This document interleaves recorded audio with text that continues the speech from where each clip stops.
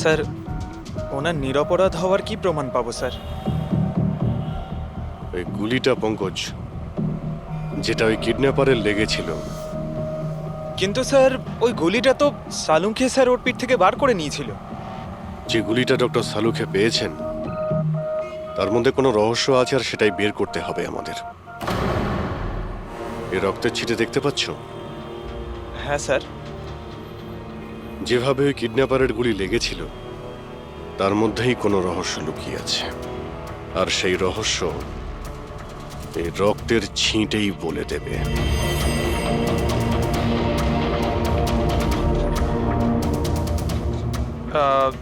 Sir, রক্তের ফোঁটা কি করে স্যার? আরে ভাই, তুমি জানো না, এই রক্তের ছিটেই আমাদের বলে দেবে যে গুলি কত দূর থেকে চলেছে আর কোন অ্যাঙ্গেল থেকে চলেছে। আর রক্তের ছিটেও আমাদের কিছু বলছে। 1 মিনিট তুমি এখানে দাঁড়িয়ে থাকো তো।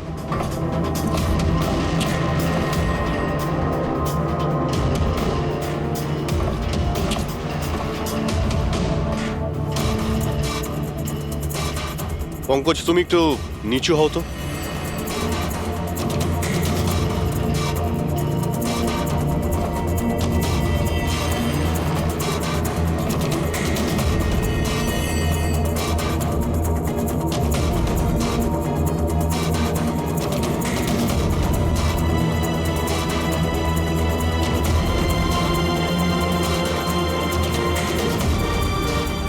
তার মানে গুলি 23 ডিগ্রি অ্যাঙ্গেল থেকে চলেছিল। পঙ্কজ, ওই দিন ওই কিডন্যাপারের উপর একটা নয়, 2টো গুলি চলেছিল। একটা দয়ার বন্দুক থেকে আর একটা অন্য কারো বন্দুক থেকে। স্যার, কিন্তু আমরা তো গুলি একটাই পেয়েছি, তাহলে দ্বিতীয় গুলি কোথা থেকে এলো? ওই দ্বিতীয় গুলিটাই তো আমাদের খুঁজতে হবে। ওই কিডন্যাপারের এখানে গুলি লেগেছিল, ও এখানে পড়েছিল, আর পুতুলটা এইখানে পড়ে। তার মানে দ্বিতীয় গুলিটা যেটা পায়ে লাগার কথা ছিল সেটা এখানেই কোথাও রয়েছে।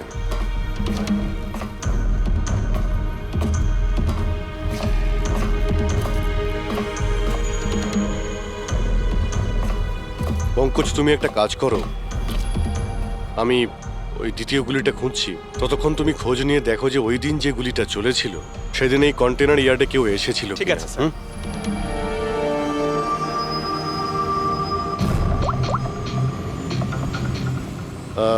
মিস্টার সুপারভাইজার, আপনি একটু উপরে আসবেন।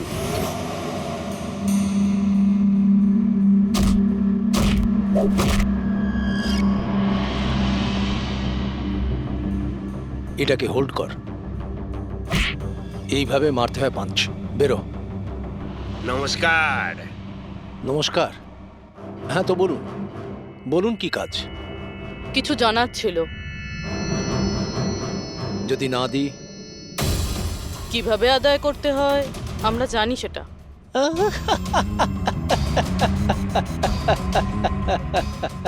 জানেন, আমরা হচ্ছে বক্সার, আর আমাদের হারাতে গেলে আপনাকে একটু শক্তিশালী হতে হবে। মহাশয়, এনাকে এত হালকা ভাববেন না, এনার গায়ে অনেক শক্তি। আপনার মতন 4-4টে পালোয়ানকে এক তুড়িতে উড়িয়ে দিতে পারেন না। ব্যাস, একটা পাঞ্চ, একটা পাঞ্চে এই মেয়েটা পুরো ধরাশায়ী হয়ে যাবে। সেটা তো পাঞ্চ মেরেই বোঝা যাবে, তাই না? যদি সাহস থাকে ময়দানে এসো। আমার ময়দানে যাবার কোনো দরকার নেই। তোমার জন্য আমার যে কোনো ছেলে যথেষ্ট। আর যদি তুমি জিতে যাও, তুমি যা জানতে চাইছো আমি তোমাকে বলে দেব।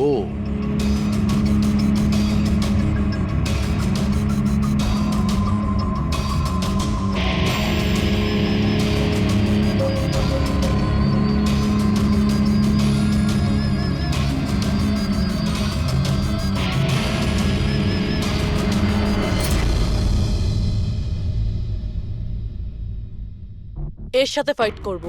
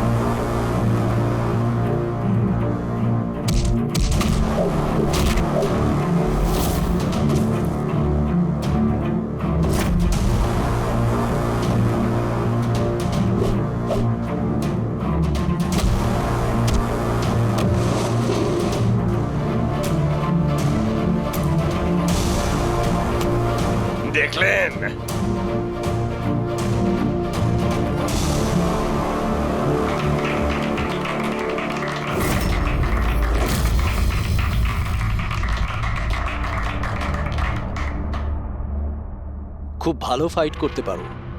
কোথা থেকে শিখলে এত ভালো ফাইট? শিখেছি কোথাও। এবার যেটা জিজ্ঞেস করব সেটার উত্তর দাও। এনাকে চেনেন? আরে, এ মারা গেছে? হ্যাঁ, কেউ খুন করেছে ওকে। ওর নাম স্যান্ডি। আমি ওকে ট্রেনিং দিয়েছিলাম। এই স্যান্ডির অ্যাড্রেস কিংবা ফোন নাম্বার তো হবে।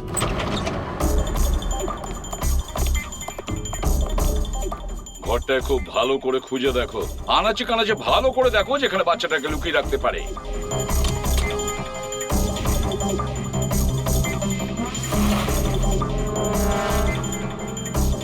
স্যার, হ্যাঁ পুরবি, স্যার এই দেখুন, কাবার্ডে ফটো লাগানো রয়েছে। মাই গড, এ তো মিলির ফটো। আয়ুষীর কেয়ারটেকার। এর ফটো এখানে এলো কি করে? এটার একটাই কারণ হতে পারে, এই মিলি ওই কিডন্যাপারকে চিনতো। হ্যাঁ স্যার, আর আমাদের সামনে এমন নাটক করছিল যেন বাচ্চা হারিয়ে যাওয়ায় সব থেকে বেশি দুঃখ ওরই হচ্ছে। আয়ুষী, ওই মিলির সঙ্গে দেখা করতে হবে। হয়তো ওর কাছেই আয়ুষীর ব্যাপারে সব জানা যাবে।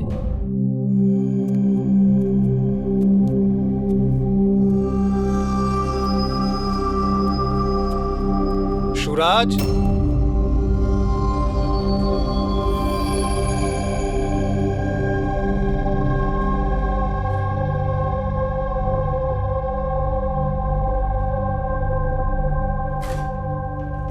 সুরাজ,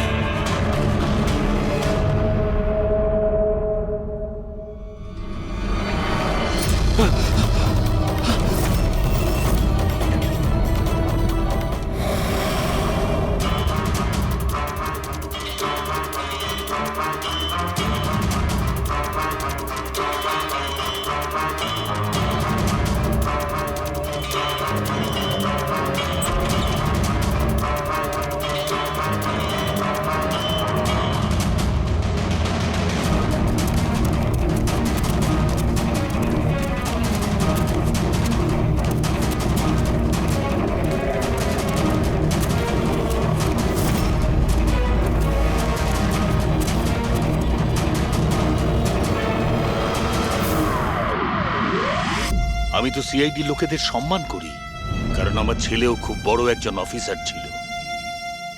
ওকে 26শে নভেম্বর গুলি করে মেরেছে। ওর মা ডিপ্রেশনে চলে যায়। ওকে কিছুতেই বোঝাতে পারছিলাম না যে ওর ছেলে আর এ জগতে নেই।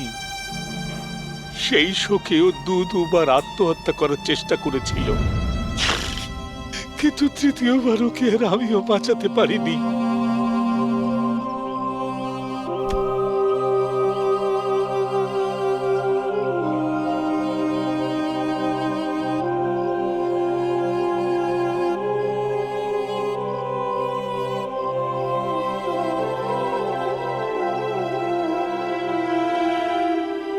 বেচারা সুরাজ বেকার বেকার মরে গেল এর চক্করে।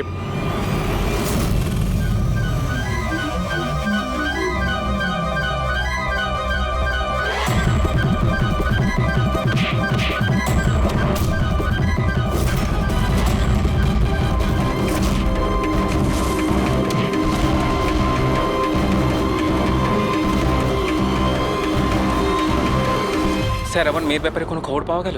কোথায় আছে আমার মেয়ে? দেখুন, আপনার আয়ুষী যেখানেই থাকুক না কেন খুব তাড়াতাড়ি পাওয়া যাবে, কারণ কিডন্যাপারের ব্যাপারে আমরা অনেক কিছু জানতে পেরেছি। স্যার, কে ওই কিডন্যাপার? প্লিজ বলুন, আমি ওকে ছাড়বো না। তাহলে জিজ্ঞেস করুন না মিলিকে, ও সব জানে। কি মিলি, কে কিডন্যাপার আর কার কাছে আয়ুষী আছে সবকিছু ও জানে, জিজ্ঞেস করুন।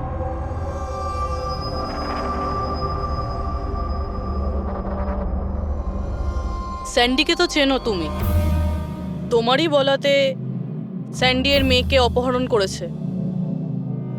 প্লিজ প্লিজ আমাকে ক্ষমা করে দিন, আমি ভুল করে ফেলেছি। কোথায় আমার মেয়ে? হ্যাঁ, কোথায় লুকিয়ে রেখেছিস আমার মেয়েকে? বল বল, কোথায় আমার মেয়ে? ম্যাডাম আমি সত্যি বলছি, আমি আমি দিব্যি বলছি, আমি তো শুধুমাত্র স্যান্ডিকেই চিনি। আপনার মেয়েকে কিডন্যাপ করাতে আমার কোনো রকমের হাত নেই, আমি সত্যি বলছি। মিলি দেবী, আপনার কি মনে হয় আমরা সিআইডির লোকেরা ঘাসে মুখ দিয়ে চলি? আপনি স্যান্ডিকে চেনেন যেখানে, তার মানে আপনি এটাও জানেন যে আয়ুষীকে কোথায় কিভাবে রাখা হয়েছে, তাই না? তাড়াতাড়ি বলুন। স্যার আমি সত্যি বলছি, ওই স্যান্ডি আমার চারপাশে সবসময় ঘুরে বেড়াতো। ওর মিথ্যে ভালোবাসাটাকে আমি সত্যি ভেবেছিলাম। আমি সত্যি বলছি, আমি কিচ্ছু জানি মিথ্যে না। বলছে। আরে কিছু তো জানেন আপনি, বাচ্চাটাকে কোথায় লুকিয়ে রাখতে পারে ওরা? আমি কিচ্ছু জানি না, আমি কিচ্ছু বলতে পারবো না। স্যার ওই দিন থেকে আজ পর্যন্ত একটাও কন্টেনার বাইরে কোথাও যায়নি, কিন্তু স্যার এই এরিয়ার মধ্যেই আমরা কন্টেনারগুলো এদিক থেকে ওদিক করেছি। আচ্ছা একটা কথা বলো, এই যে এই এরিয়াতে যতগুলো কন্টেনার আছে এই পর্যন্ত, এইগুলোকে এদিক ওদিক করা হয়েছিল? হতে পারে স্যার। আচ্ছা এই কন্টেনারগুলো যখন নিয়ে গিয়েছিলে, কোথায় নিয়ে গেছো, কোথায় রেখেছো মনে আছে? স্যার সেভাবে তো মনে নেই, কিন্তু এই এরিয়ার মধ্যে কন্টেনারগুলো এদিক থেকে ওদিক করেছিলাম। আপনি চাইলে চেক করে নিতে পারেন। চেক তো করতেই হবে।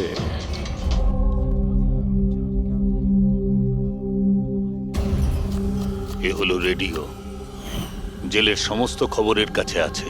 যদি তুমি কিছু জানতে চাও তাহলে এর সঙ্গে কথা বলো, কিন্তু একটা কথা মনে রেখো, একে কখনোই বিশ্বাস করো না, কারণ এ যখন তখন দল বদল করে।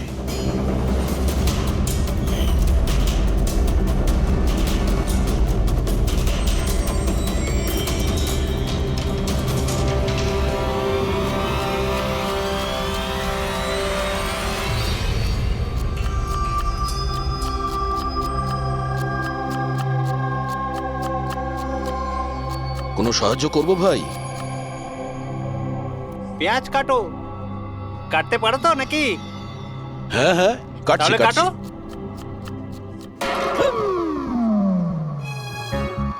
আচ্ছা, শরীরটা তো তোমার খুব সলিড, জিম টিম করো নাকি? হ্যাঁ হ্যাঁ, আগে তো জিমে যেতাম, কিন্তু এখন আর যাওয়া হয় না। ভালো হয়েছে ছেড়ে দিয়েছো। নাম কি তোমার? আমার নাম হলো রেডিও। রেডিও? এটা কিরকম নাম? আমি খুব বকবক করি না, তাই সবাই আমাকে আদর করে রেডিও ডাকে। ও, পুরো জেলে ছোট বড় সমস্ত খবর আছে আমার কাছে। মানে সব মিলিয়ে তুমি জেলের খোঁচড়। হ্যাঁ। আচ্ছা খোঁচড় বাবু, এটা বলো যে সুরজকে কে মেরেছে?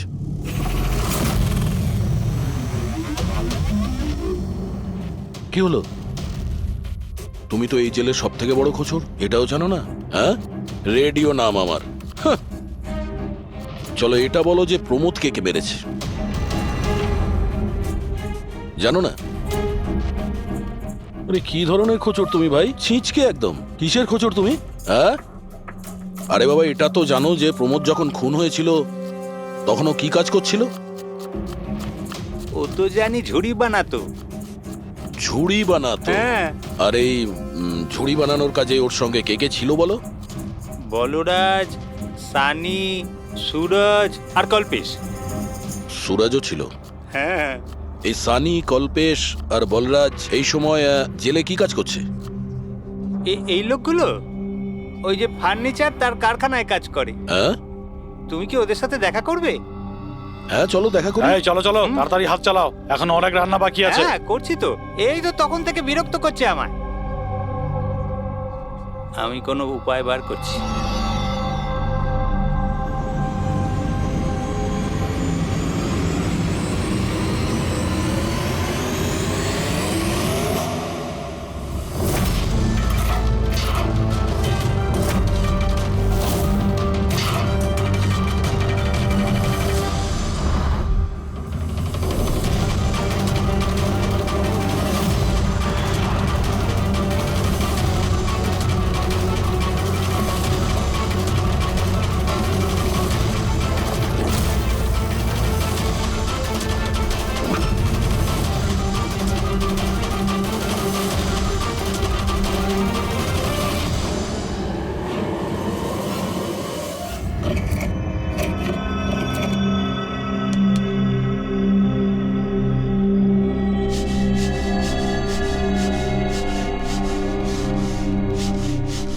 কিছু জানতে পারলে? কে মেরেছে সুরজ আর প্রমোদকে? তোমার জিজ্ঞাসা করার ধরন দেখে তো মনে হচ্ছে তুমি জানো কে সে, যে ওদের দুজনকে মেরেছে। হ্যাঁ, কারা ওরা? হিতেন আর আকাশ।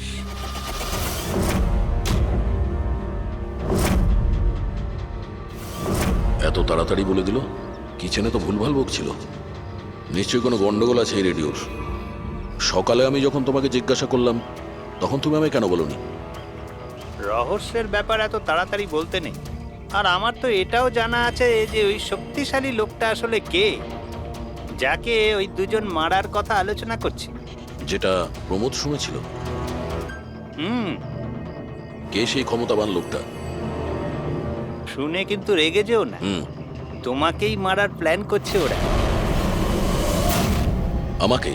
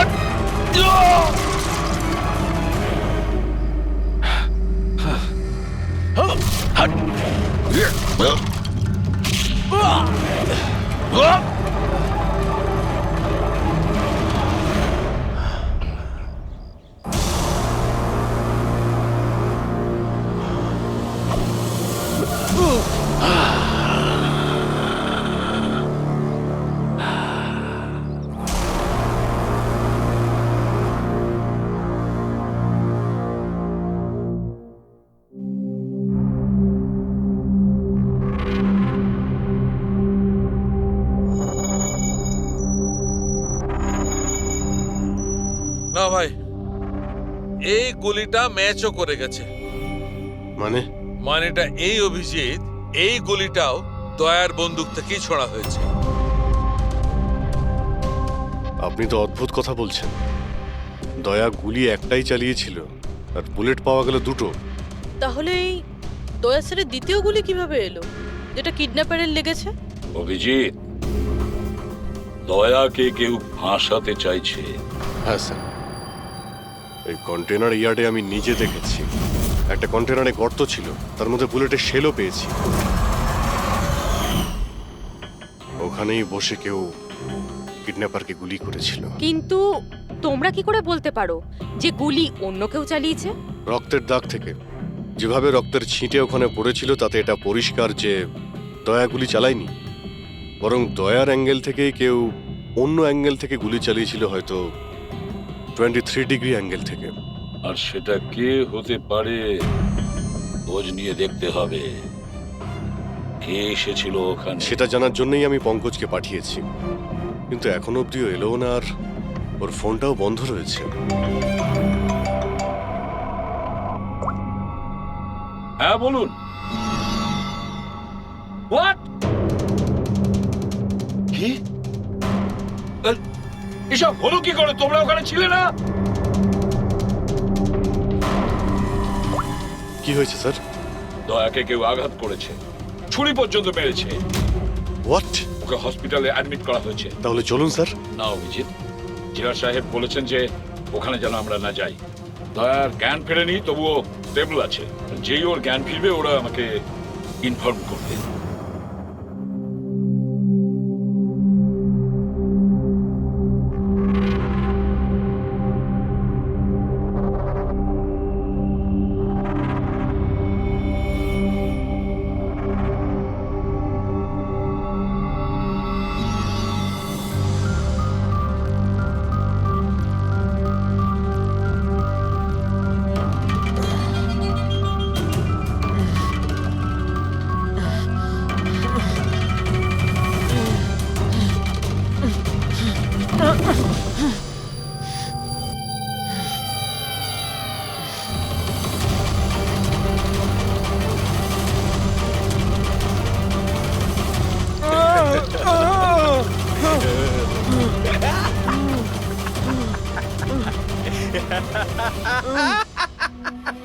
যত হাসার হাস, তোর আর বেশি দিন বাকি নেই। হেসে নে। আরে ভাই, তোদের সিআইডির এটাই প্রবলেম জানিস তো, ভীষণ বেশি বকবক করিস। সব শেষ হয়ে গেছে, তবু তোদের সাহস কমেনি। মৃত্যুর মুখে দাঁড়িয়েও বড় বড় কথা বলছিস।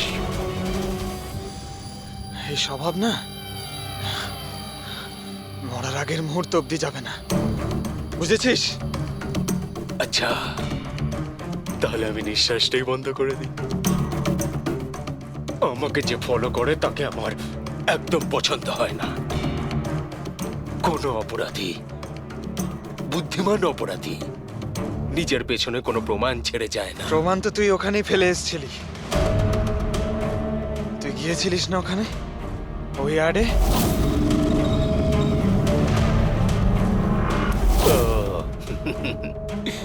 তাহলে তোরা কান ধরতে গিয়ে মাথা পর্যন্ত পৌঁছে গেছিস। মিস্টেক, অনেক বড় মিস্টেক। কোনো ব্যাপার না, ভুলটা না হয় শুধরে নিচ্ছি। মরার আগে কোনো শেষ ইচ্ছে? তুই দয়া স্যারকে ফাঁসিয়েছিস।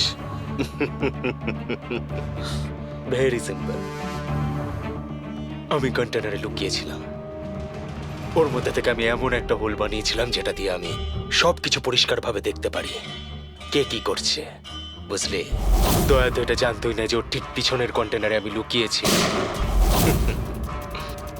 স্যান্ডি এটা ভেবেছিল যে দয়াকেও ব্যস্ত রাখবে আর আমি দয়াকে গুলি করে দেবো, কিন্তু স্যান্ডি তো এটা জানতোই না যে ও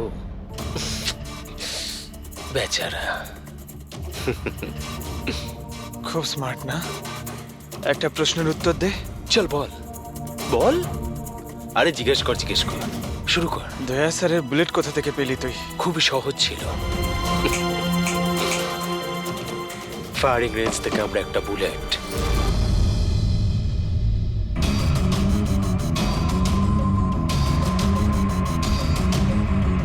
একই আমার পার্টনার আমার সাথে বিশ্বাসঘাতকতা করলো।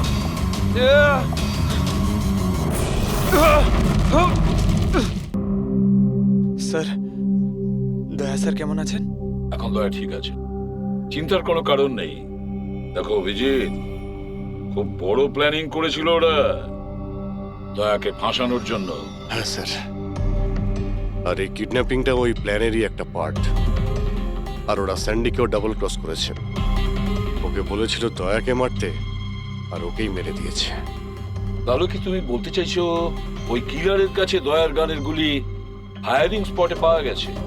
হ্যাঁ স্যার, কিন্তু স্যার ও দয়া স্যারের গুলি ফায়ার করেনি স্যার, নিজের গুলি ফায়ার করেছিল স্যার। সেটাই তো বুঝতে পারছি না, ওই গুলি দয়ার গান থেকে চলেনি, তাহলে দয়ার গুলি ওই লাশের গায়ে ঢুকলো কি করে? স্যার, গুলি চেঞ্জ করা হয়েছে। কিডন্যাপারের গায়ে যে গুলি ছিল সেটাকে বের করে সেই জায়গাতে দয়ার গুলি রেখে দেয়। কিন্তু স্যার, লাশটা তো কন্টেনার ইয়ার্ড থেকে সোজা ফরেনসিক ল্যাবে এসেছিল, তাহলে গুলি বদল হলো কখন এবং কোথায়? রাস্তায় ফেডরিক, গুলি রাস্তায় বদলানো হয়েছে, অ্যাম্বুলেন্সের ভেতরে। সাহেব সাহেব সাহেব সাহেব, ওই কাজটার জন্য আমি তার টাকা পেয়েছিলাম সাহেব। আমাকে বলেছিল যে রাস্তার মধ্যে শুধু 5 মিনিটের জন্য গাড়ি থামাতে, তাই আমি জুস খাওয়ানোর জন্য ড্রাইভারকে নিচে নিয়ে গেছিলাম সাহেব।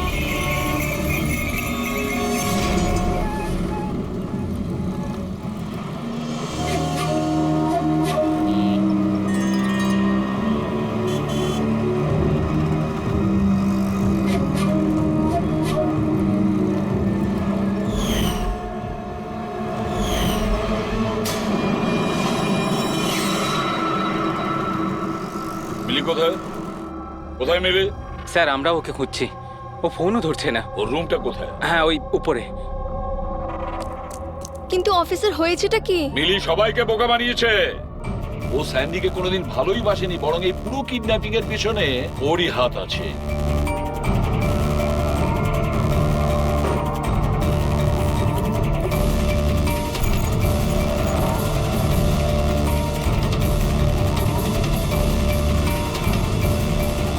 স্যার, এই ছবি মিলির ঘরে ছিল। এ তো আকাশ আর হিতেনের ফটো, যারা দয়াকে আঘাত করেছিল জেলের মধ্যে। কিন্তু স্যার একটা কথা মাথায় ঢুকছে না, এই দুজনের ছবি মিলির ঘরে এলো কি করে? অভিজিৎ, এর একটাই মানে দাঁড়ায় যে পুরো প্ল্যানটা দয়াকে শুধু জেলে পাঠানোর উদ্দেশ্যে নয়, বরং জেলের ভেতরে দয়াকে কিভাবে মেরে ফেলা যায়। তার মানে স্যার দয়াকে এখনো কেউ মেরে ফেলতে পারে, ওর উপরে আবার আক্রমণ হতে পারে। সরি এসিপি স্যার, যতক্ষণ না উপযুক্ত প্রমাণ আপনারা আনছেন দয়াকে ছাড়তে পারবো না।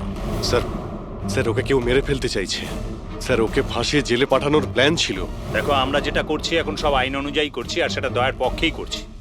স্যার, আইন অনুযায়ী এ সমস্ত করলে অনেক দেরি হয়ে যাবে। একটা হামলা হয়ে গেছে স্যার, ও জীবন আর মৃত্যুর সঙ্গে লড়ছে।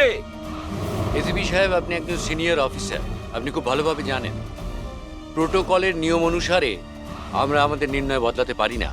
স্যার কিন্তু আই এম সরি এসিপি সাহেব, please.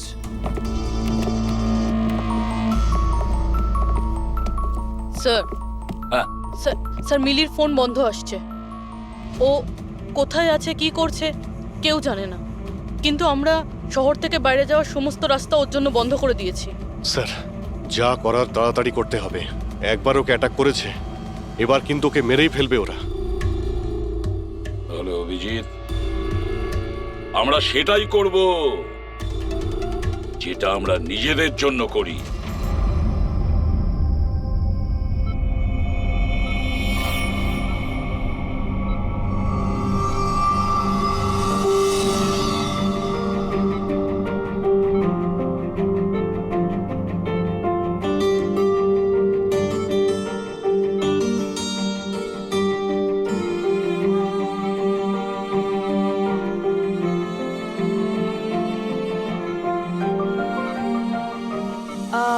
I am sorry sir, visiting time শেষ হয়ে গেছে, আপনাদেরকে বাইরে যেতে হবে। আমি পেশেন্টের ব্যান্ডেজ চেঞ্জ করব।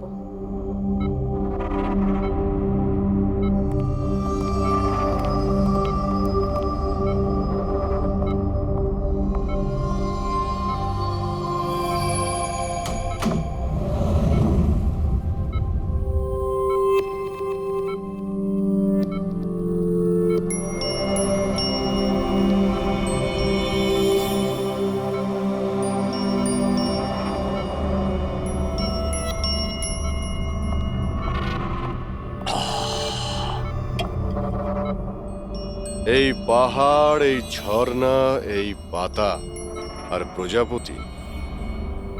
ম্যাডাম, আজকে আপনি কার করবেন মন চুরি? আরে বাহ, কি বলে দিলেন! বাহ, দারুণ দারুণ। ধন্যবাদ দাদা, ধন্যবাদ। ভালো লাগলো খুব আপনার? ভালো লাগলো। আরো কিছু বলুন। মরার বয়স হয়ে গেল আর আপনি শায়েরি করছেন? মুখ খুলুন জেঠু। আরে ম্যাডাম, আর কদিনই বা বাঁচবো আমি বলুন তো? আর যে কয়েকটা দিন বাকি আছে সেগুলো নয় আনন্দেই কাটাই, কি বল? খুব ভালো।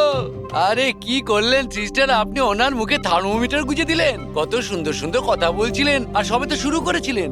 আরে আঙ্কেল, ভালোই হয়েছে ওকে চুপ করিয়ে দিয়েছে, এমনিতে তো মরেই যেত, নাহলে আমি নিজেই ওর গলা টিপে চুপ করিয়ে দিতাম ওকে। আরে আরে চুপ। রাগ করো না ভাই, বাঁচা আর মরা তো উপরওয়ালার হাতে রয়েছে, আমরা তো শুধু কাঠের পুতুল।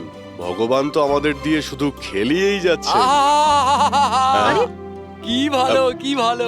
আরে তোমার যদি ভালো না লাগে তুমি কান বন্ধ করে শুয়ে পড়ো, আমার খুব ভালো লাগছে, আমাকে শুনতে দাও। আরেকটা বলুন, আরেকটা বলুন। হ্যাঁ হ্যাঁ অবশ্যই, এবার শুরু করি। চাঁদ লুকিয়ে রয়েছে মেঘের মধ্যে।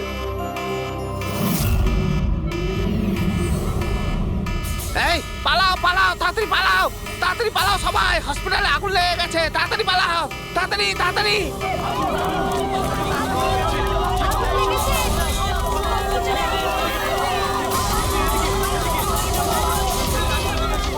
আরে খুনি তার খেলা শুরু করে দিয়েছে। অভিজিৎ, অভিজিৎ, হ্যাঁ স্যার। ওরা তোর রুমে আগুন লাগিয়েছে। স্যার এগুলো ইচ্ছে করেই করেছে। আমি থালুকাকে মেন গেটে দাঁড় করিয়ে দিয়েছি, ব্যাক গেটেও কাউকে দরকার। পুরবি তুমি এখনই পিছনের গেটে যাও।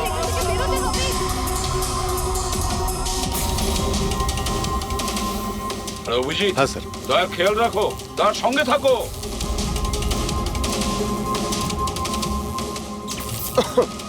এই কে তুমি কোথায় আসছো? আসলে কি আমি কি কি এদিকে কি? না আসলে আগুন লেগেছে না, তাই ভাবলাম যে এদিক দিয়ে রাস্তা এদিকে আছে কোনো রাস্তা নেই, যাও নিচে যাও, চলো নিচে যাও। ওকে।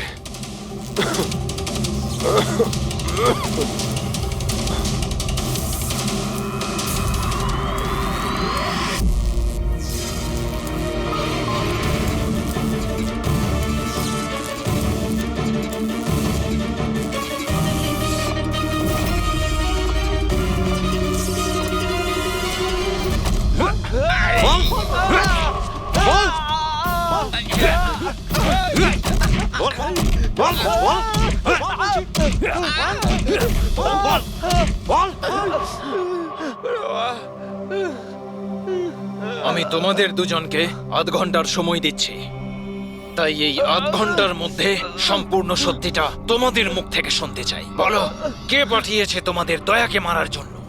বলো। সাহেব, আধ ঘন্টা দিন বা পুরো দিন দিয়ে দিন, কিন্তু এখান থেকে কিচ্ছু বেরোবে না। কিন্তু ওকে মারার জন্য তো আমাদের বলা হয়েছিল। এমনটা নয় তো, এদেরও দয়াকে মারার জন্য টাকা দেওয়া হয়েছে। আমরা আমাদের বাকি টাকাটা পেয়ে যাব তো? মনে হচ্ছে কোনো ষড়যন্ত্র, খোঁজ নিতে হবে। তাহলে কি বলছিস কাঁকড়া? আমাদের আসল উদ্দেশ্যটা তাহলে এবার বলে দেওয়া যাক জেলার সাহেবকে। এই মাথা খারাপ হয়ে গেছে নাকি তোর? জেলারকে যদি বলে দিই তাহলে পুরো প্ল্যানই ফেল হয়ে যাবে। আচ্ছা, তাহলে হিতেন আর আকাশের মৃত্যু তো এবার শুধু সময়ের অপেক্ষা, আর বাঁচবে না। দাঁড়া, রে বাবা রে। তোমরা কারা? আমাদের মারবি? তোরা জানিস আমরা কে আর কি করতে পারি?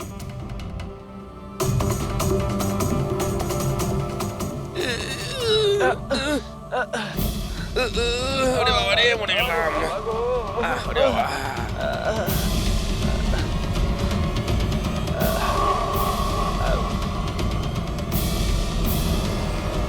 তোর নাম আকাশ আর তুই হিতেন। তোমরা দুজনে একেবারে অকম্মা ঠেকি। একটা ছোট কাজও তোমাদের দ্বারা হয় না, আর তাই আমাদের আসতে হলো, বুঝেছো? এবার আমরা দুজন করব তোমাদের দুজনের কাজ।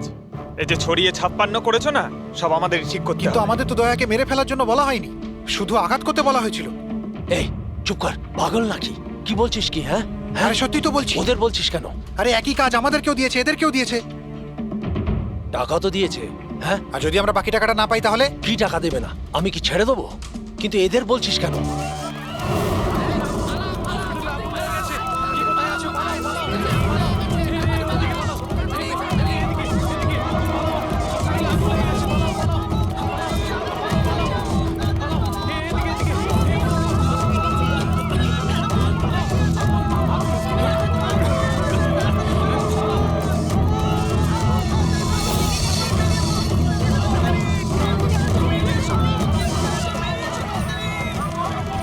সরে যাও, সরে যাও সবাই, সরে যাও, পেছনে চলে যাও, তাড়াতাড়ি সরে যাও। হ্যালো, হ্যাঁ পঙ্কজ, কি বললে তুমি?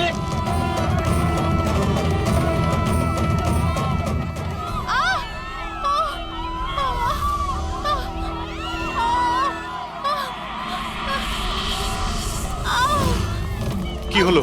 কেউ ধাক্কা দিয়ে ফেলে দিয়েছে। আচ্ছা, আঘাত পেয়েছি, হাঁটতে উঠুন পারছি না। তাড়াতাড়ি আসুন।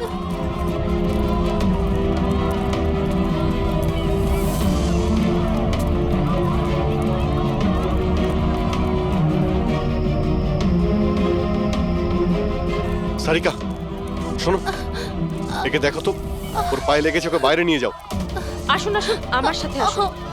অভিজিৎ, অভিজিৎ, তুমি এখানে কি করছো? দয়ার কাছে কে আছে? স্যার, একজন মহিলা লেগেছিল, ওনাকে আমি নিয়ে আসছিলাম।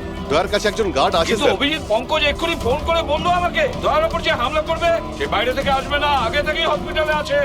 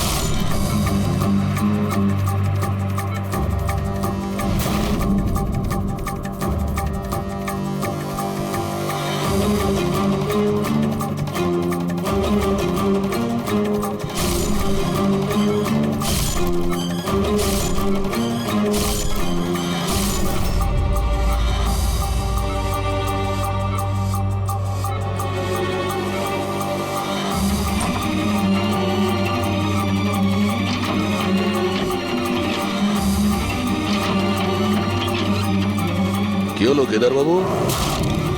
দরজা খুলছে না নাকি?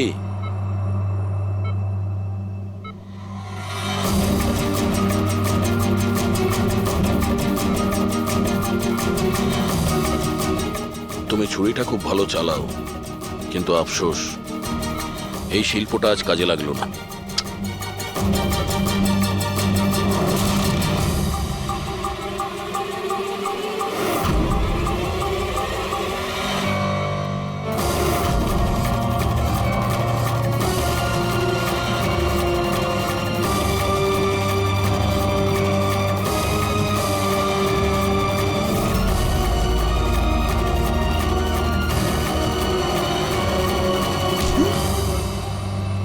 ছেড়ে দাও আমাকে, আমি ওকে ছাড়বো না, আমি ওকে ছাড়বো না।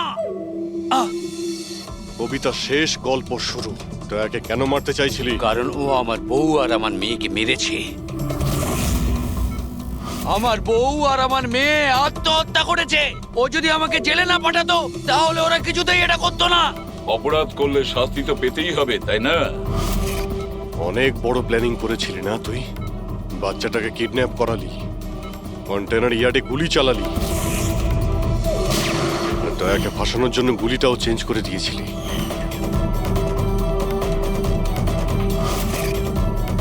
ওই বাচ্চাটা কোথায়? ওই বাচ্চাটা কোথায় যাকে তুমি কিডন্যাপ আছে করেছো? কোনো আপনজনের কাছে। কে হয় তোমার সেই আপনজন? বলবো না।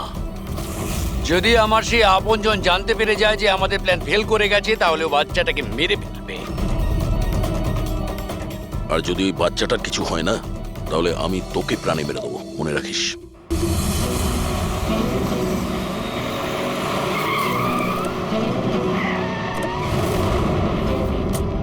অভিজিৎ, গত 1 মাস ধরে মিলির ফোন এই স্পটেই দেখা যাচ্ছে।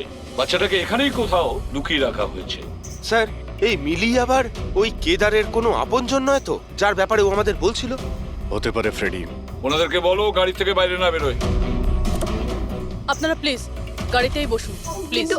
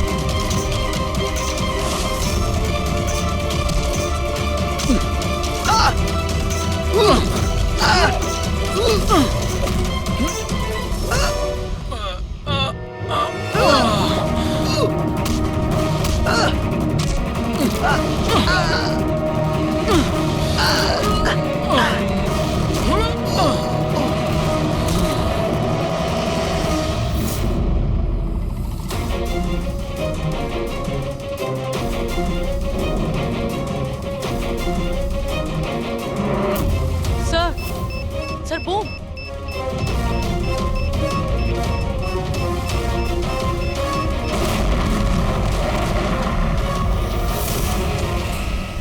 মিলি দাও, মিলি পালাবে না। বাচ্চাটাকে, বাচ্চা পড়ে যাবে। বাচ্চাটাকে আমাদের দিয়ে দাও। আমাকে বাধা দিও না, আমি বলছি আমাকে যেতে দাও, না হলে আমি বাচ্চাটাকে ফেলে দেবো। দেখো তুমি যা করছো খুব ভুল করছো। ঠিক আছে, আমি এরকম কিচ্ছু করব না। আপনারা আপনাদের গান নিচে রাখুন। ঠিক আছে।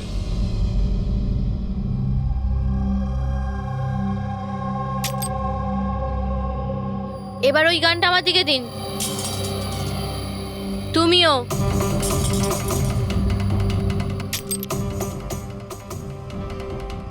আমি জানি তুমি কেদারের মেয়ে, আর এই সব কিছু তুমি তোমার বাবার জন্য করছো। আপনারা সবাই সিআইডির লোকেরা শুরু থেকে কেবলমাত্র উল্টো দিকেই যাচ্ছেন। আসল সত্যিটা কি সেটা শুধু আমিই জানি, আর এই সত্যিটা আমি কখনোই কাউকে বলবো না, আর আপনারা কখনো এটা জানতেও পারবেন না। দেখো মিলি, মিলি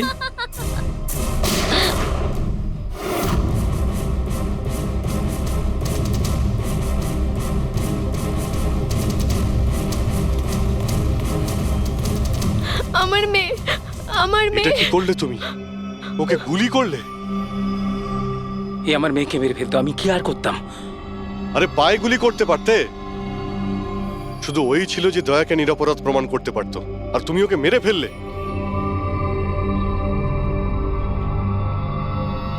শুধুমাত্র এই নয় স্যার, আরো একজন মানুষ আছে যে আমাকে নিরপরাধ প্রমাণ করতে পারে। সে কে দয়া? স্যার অঙ্কুশ নাম তার। অঙ্কুশ? অঙ্কুশের নাম শুনেই তোমার কপাল দিয়ে ঘাম ঝরে পড়লো? না আসলে গরম তো খুব, তাই। গরমের জন্য না, অঙ্কুশ নামটা শোনার পরে গরম লেগে গেল। কি উল্টোপাল্টা বলছেন আপনি? অঙ্কুশ ওরফে জিগর, আর তুমি কেদারের ছেলে। হোয়াট? এই পুরো খেলাটা তুমি খেলেছো। অঙ্কুশ ওরফে জিগর, পুরো খেলাটা তোমার ছিল, ওটা মিলির ছিল না। হ্যাঁ, এই পুরো খেলাটা আমিই তৈরি করেছি। আমি দয়াকে অ্যারেস্ট করব।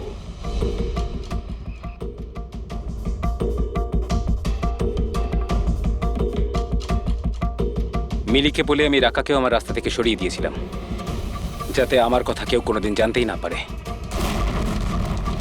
আর আমি হলাম অঙ্কুশ, কেদার হলো আমার বাবা। আর আপনারা সবাই ভালো পুলিশের মতো আমাকে এখান থেকে যেতে দেবেন, কারণ যদি আপনারা আমার সাথে কোঅপারেট না করেন তাহলে না না। কেমন বাবা তুমি? প্রতিশোধ নেওয়ার জন্য নিজের বাচ্চাটাকে মেরে ফেলবে, নিজের পরিবারকে ধ্বংস করবে? এরা আমার পরিবারের কেউ নয়, এরা সবাই অ্যাক্টর। এ আমার বউও নয়, এ আমার বাচ্চাও নয়। দুবাই থেকে আসার পরে 6 মাস লেগেছিল আমার এই পরিবার তৈরি করতে, কারণ আমার আসল পরিবারকে পুরো পৃথিবীর সামনে মেরে ফেলেছে এই দয়া। আমার মাকে, আমার বোনকে, আমার বাবাকে জেলে পাঠিয়ে দিয়েছে। তোমার শত্রুতা আমার সঙ্গে, তোমার বদলা নিতে হলে আমার সঙ্গে নাও। গুড বাই দয়া।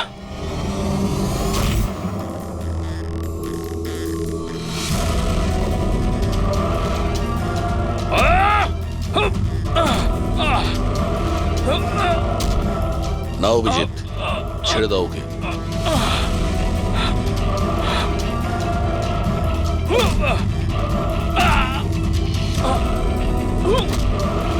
আইনের হাত শুধু লম্বা নয়, শক্তিশালীও হয়।